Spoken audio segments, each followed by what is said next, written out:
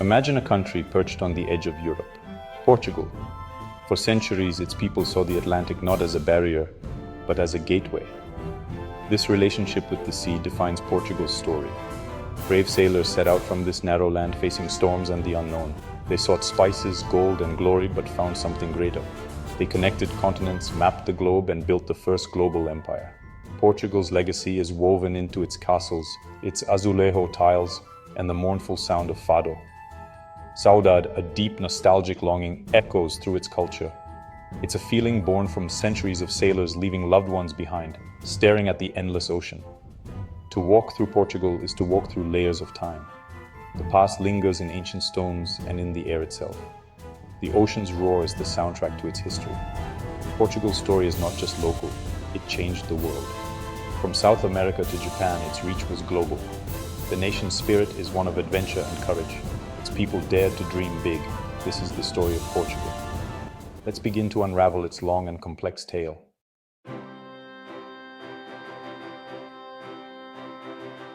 Portugal's history is a roller coaster of triumph and hardship. It built a global empire, then watched it fade. Through earthquakes, revolutions, and dictatorships, the Portuguese endured. Their resilience is legendary. This is not just a story of kings and battles. It's about fishermen, farmers, poets, and artists, ordinary people shaping a nation. Their traditions and daily lives are the heart of Portuguese identity. Understanding them is to understand Portugal itself. Our journey spans 9 centuries of nationhood. Let's discover what makes Portugal unique.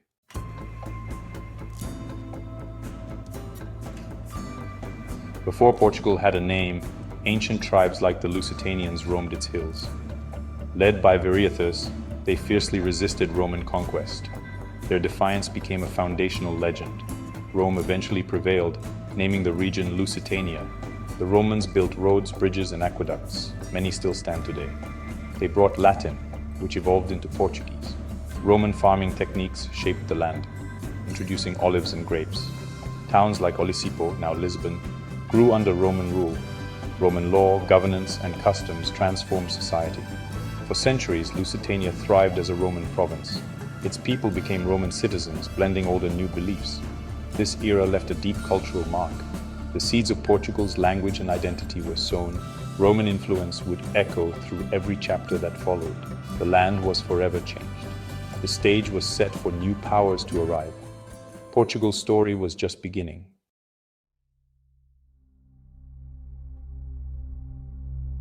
As Rome fell, the Visigoths took over, bringing Christianity and ruling from crumbling Roman towns. Their reign was unstable, ending abruptly in 711. Moors from North Africa swept in, conquering almost the entire peninsula.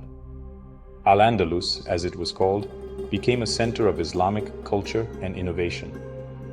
The Moors introduced advanced irrigation, new crops, and a golden age of learning. Cities like Silves flourished with markets, mosques, and libraries. Moorish influence is still seen in architecture, language, and cuisine.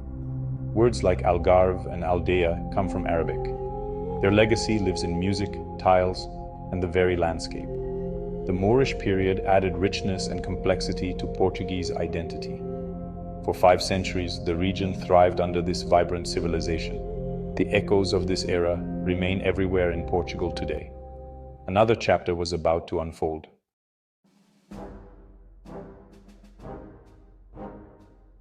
In the north, Christian kingdoms clung to power, launching the long Reconquista.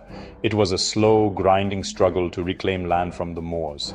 Amidst this, Afonso Henriques emerged, a warrior with a vision. He fought for independence, defeating rivals at São Mamed.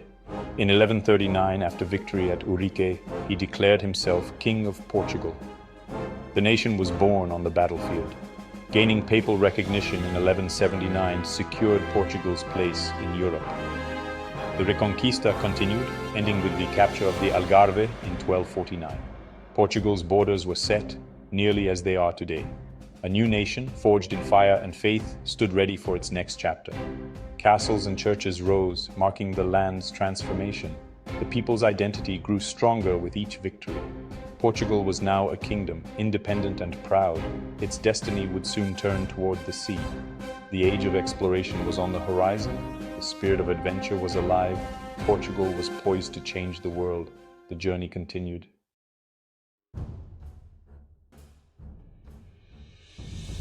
With borders secure, Portugal turned to the Atlantic. The ocean, once feared, became a path to opportunity. Prince Henry the Navigator led this new vision, not as a sailor, but as a mastermind. In the Algarve, he gathered mapmakers, shipbuilders, and astronomers. Together, they revolutionized navigation and ship design. The Caravel, a nimble, wind-defying ship, was born. It unlocked the Atlantic, allowing sailors to explore further than ever. Motivations were complex: gold, spices, faith, and the search for Prester John. The crown sought wealth and allies. Sailors sought fame and fortune. This blend of ambition and curiosity launched Portugal's age of discovery. The world was about to change. Portuguese caravels pushed into the unknown. The journey for God, gold, and glory had begun. The sea was no longer a barrier. It was Portugal's future. The adventure was just beginning. Portuguese sailors pushed south along Africa, mapping coastlines and overcoming fears like Cape Boyador.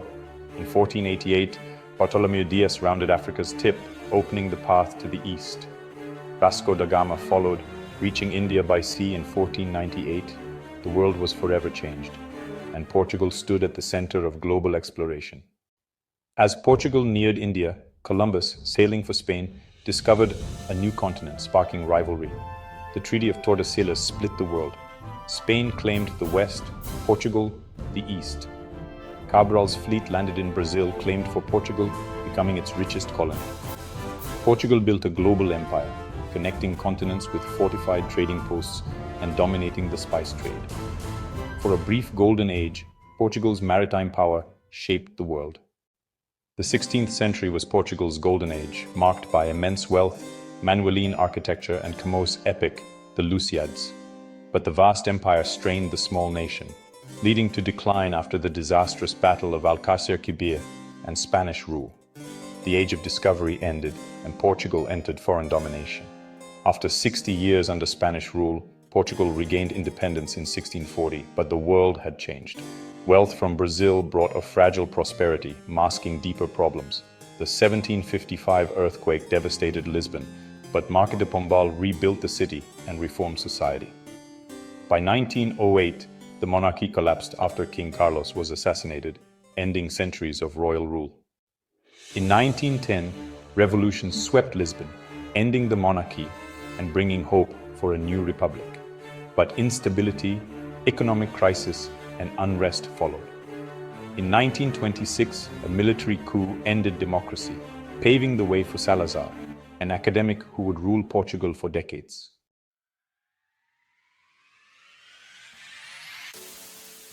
Salazar consolidated his power by creating a new political system he called the Estado Novo, or New State. Established with a new constitution in 1933, it was an authoritarian, corporatist, and deeply conservative regime. All political parties were banned except for the single official national union. The state controlled everything. The press was censored. Labor unions were replaced by government-run corporations, and strikes were outlawed. The regime's ideology was based on the motto Deus, Patria e Familia, God, Fatherland, and Family, promoting a vision of a rural, traditional, and devoutly Catholic Portugal, intentionally isolated from the liberal democratic ideas sweeping across Europe. Life under the Estado Novo was quiet, orderly, and repressive. Salazar's secret police, the PID, was a feared institution that maintained the regime's grip on power. PIDA agents were everywhere, creating a climate of suspicion and fear. They spied on ordinary citizens, arrested political opponents, and used torture to extract confessions. Thousands of people who dared to speak out against the government were imprisoned or forced into exile. While Salazar kept Portugal neutral during World War II and presided over a period of modest economic growth, this stability came at the cost of personal freedom and political liberty for the Portuguese people. In 1968, Salazar suffered a stroke and was quietly replaced as leader by Marcelo Caetano. Caetano attempted a slight liberalization of the regime, but the fundamental structures of the dictatorship remained in place. By the early 1970s, the regime was facing a major crisis. Portugal was bogged down in a series of long, costly, and unwinnable colonial wars in Africa, as independence movements in Angola, Mozambique, and Guinea-Bissau fought for their freedom. These wars were draining the country's resources and morale. A generation of young men was being sent to fight in conflicts that seemed to have no end, and discontent was growing, especially within the military itself. The end came swiftly and peacefully on April 25, 1974. A group of young military officers, organized as the Armed Forces Movement, launched a coup to overthrow the dictatorship. They seized key strategic points in Lisbon and across the country with almost no resistance. When the people of Lisbon flooded the streets to support the soldiers, they began placing red carnations in the muzzles of their rifles and on their uniforms. This powerful symbol gave the event its name, the Carnation Revolution. It was a virtually bloodless coup that brought an end to 48 years of dictatorship, ended the colonial wars, and set Portugal on the path to democracy. To understand Portugal, listen to its cultural heart, Fado. Born in Lisbon's working-class neighborhoods, Fado is melancholic and soulful. It embodies saudade, a deep, nostalgic longing. Azulejos, the painted tiles, tell Portugal's stories on city walls. Walking through a Portuguese city is like an open-air art gallery. Festivals and family ties anchor the Portuguese to their roots.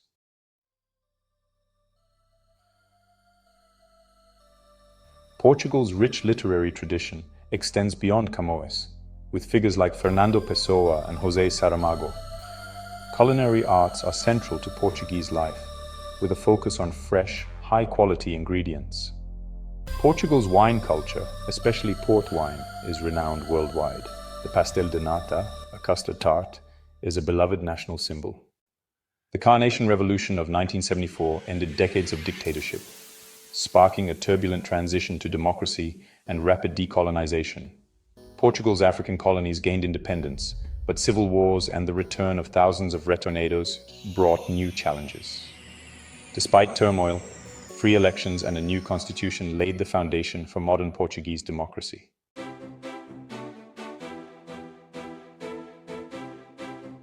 With its democracy secured, Portugal's next major ambition was to join the European Economic Community, the forerunner to the European Union.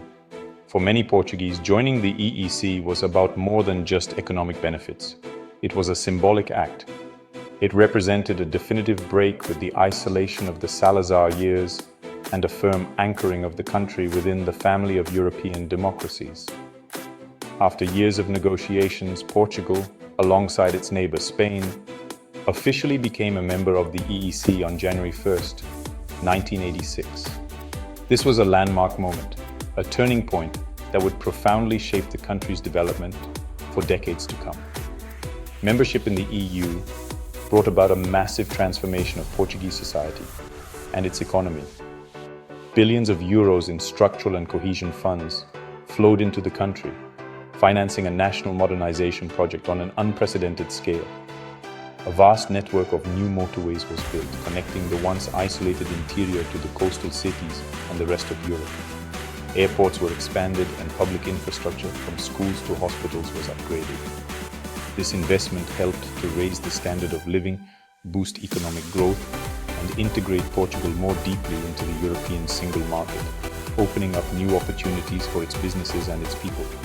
Portugal fully embraced its European identity, adopting the euro currency in 1999 and playing an active role in the Union.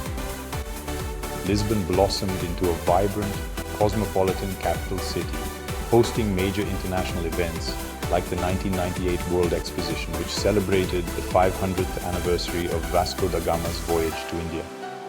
The country successfully balanced its unique historical identity with its new European role. However, the path was not always smooth. The global financial crisis of 2008 hit Portugal hard, leading to a severe recession and the need for an international bailout, which imposed painful austerity measures on the population.